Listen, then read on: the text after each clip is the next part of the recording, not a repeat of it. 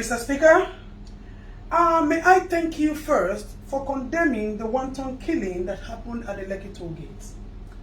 I am also an honorable member of the Federal Republic of Nigeria, and I stand to speak against what my colleague, Mr. Desmond Elliot, has spoken about. Mr. Speaker, may I let you know and reiterate that my colleague, Mr. Desmond Elliot, was once an actor. So we need to find out whether he thinks he's on the acting field, on the stage or in the theater, rather knowing that he's in the house here. May I let you know that, Mr. Speaker, that my colleague, Mr. Desmond Elliot, talking about the social media today, is also a celebrity who have used his acclaimed status to drive his ambition to the national, to the house, and he did a lot of campaigns and people supported him. If not, Mr. Desmond is nothing but a man who has no pedigree or antecedent in politics, if not for the law of godfatherism that brought him into the house. So for such people, it is expected that they betrayed your loyalty that has been vested in them and the trust to come to the house and defend the fellow youth. Mr. Speaker, I am also a youth and I understand the crying out there. My colleague is talking and talking and talking and showing all Superman power as if he just got a major role. Sir, this is reality and not acting that we are facing here. Mr. Speaker, my colleague spoke about celebrities and actors. May I let you know that these people or this social media that my colleague is talking about is the new judiciary system of the Federal Republic of Nigeria. This is where matters are being deliberated and attention is being gotten to our little problem, since the local government as an angle of the government is not functioning and has not been functioning. So an average Nigerian citizen do not have access to reach his leaders to express his problems and get immediate attention. Mr. Speaker, like my colleague said, in the next 5 years, if we continue to look at Nigeria, there will be no Nigeria today because you politicians would have looted all the funds in the system and the children will have nothing. And we will not wait until the next 5 years for us to speak out. That is why we are running the era of Sorosoke. We are no longer keeping quiet for you unscrupulous, men without integrity, unidentified, physically identified looters. May I put my words clearly, Mr. Speaker? Because our politicians have turned to broad daylight looters. They have turned to broad daylight robbers. They have turned to broad daylight liars who have no integrity, like my fellow colleague, Mr. Desmond Elliot.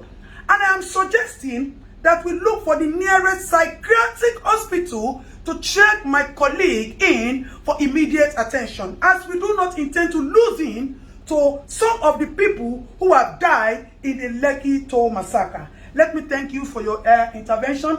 Mr. Speaker, may I also plead with you that the issue of the Oba of Lagos is so alarming and shameful to us as youth. Àwọn Yorùbá ní pé tí ọwọ́ ẹni ò bá tètè kú ìdàsà, a kì í bèrè ikú tó pa bàbá ẹni. The act of Oba of Lagos has shown that there needs to be proper investigation to his character and person and how he relates with people in his area. The office of the Oba is supposed to consult with the oracles and our ancestors when there are troubles in the land so we can provide solution. Rather, the office of the Oba has turned into a storage of dollars and palliatives, and that needs to be questioned and properly investigated, sir.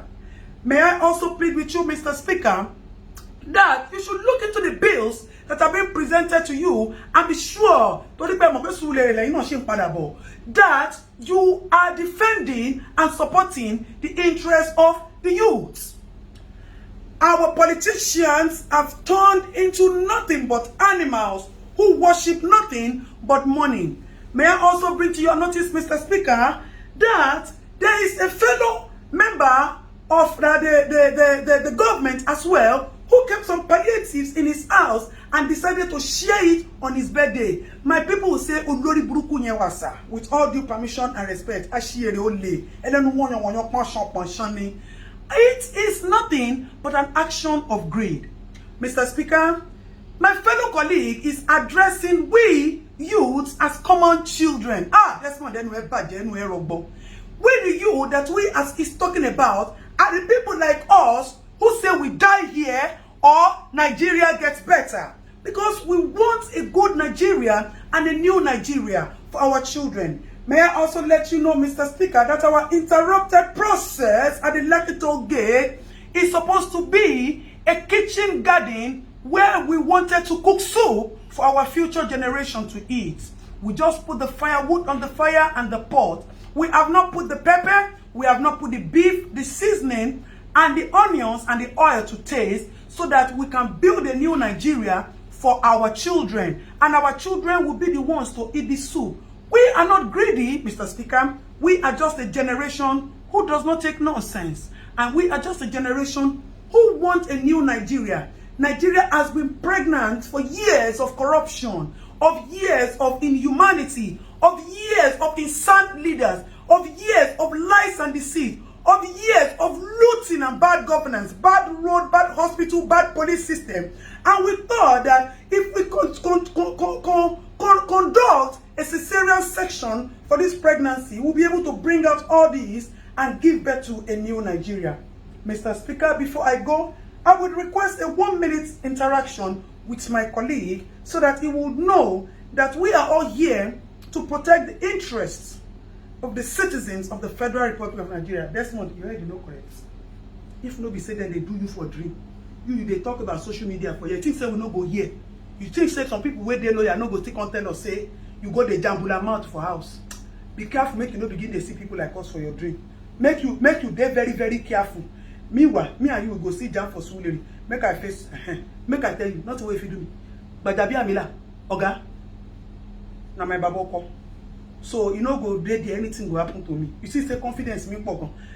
Mr. Speaker, thank you very much, sir, for your little 1-minute time. Mr. Speaker, before I go, I would want to plead with you not to sign, to use your good office, not to sign any bill that is against the interest and the benefit of the public. May I also let you know that we seek justice for the people who have been killed. Mr. Speaker, I know that your office still has some powers to do some things because as it is, our governor too looks like he's not okay. He is mentally disabled because today he will say A, tomorrow he will say B. And as my fellow colleague who is not here today said, Papa, he said they have removed the engine, they put B2 tomorrow, and they put DAF next tomorrow. So the engine of our federal governor is not properly okay and also needs to be checked so that we can know the truth of who ordered the massacre killing, why he ordered the massacre killing in Lekki, as there was no iota of crime recorded in the case of Lekki. Mr. Speaker, with all due loyalty and respect, I would appreciate if quick intervention is quickly given to our governor, Governor Sanwo-Olu, as that man is not okay. And we can advise him that he should step down since he has admitted that he committed the mistake and the blunder. Mr. Speaker, thank you very much for giving me the audience. We appreciate your office and we pray that you distinguish yourself from all of that, even though you also have your own past antecedents, which you have been forgiven because of the love of the little that you have been doing in the recent times to us. You have come to realize that government is for benefiting the people. And if you retire yourself, na Suleri they come. So if you don't do well, you wait till your eyes see for Suleri afterward. Last. Mr. Speaker, may I please appeal with you to help me tell my fellow colleague, Mr. Desmond Elliott, that all those washing basins he put in Lekki and he's using it for us to wash our hands due to COVID, he should come and pack it. If that is what he has done, that is making him to be jambula, talking jambula mouth, rough handing his mouth, he should come and take it because as it is, we are suspecting that there is no COVID. The government only used COVID to cash out on us. That is why they have not shared. Mr. Speaker, may I also plead with you that you should use your honorable office to help us bring to justice. I need to ask this question, Mr. Speaker. I put it forward to you, sir. Who is supposed to be prosecuted? The people who kept the palliative without sharing it to the rightful owners, or the people who looted the palliative warehouses and took food that are supposed to be your fundamental human rights, sir. You see, when we say that there's injustice in the land, that is why we will not stop at using the social media to push for all the attention, all the justice that we need to get. Mr. Speaker, thank you for the time out. May I further reiterate that Mr. Desmond Elliot, according to Davido, one of the youth, has said that all the memories, the fake memories of acting that you brought to us, we have forgotten about it and you have been jeopardized with this single act of yours. So if you would tell Mr. Desmond Elliot to please check himself into the nearest psychiatric hospital, it will be very good, sir. I remain your Honourable Adetoun, who stands for nothing but justice for the common man, as I am a common man and a citizen of the Federal Republic of Nigeria. So help me God, sir.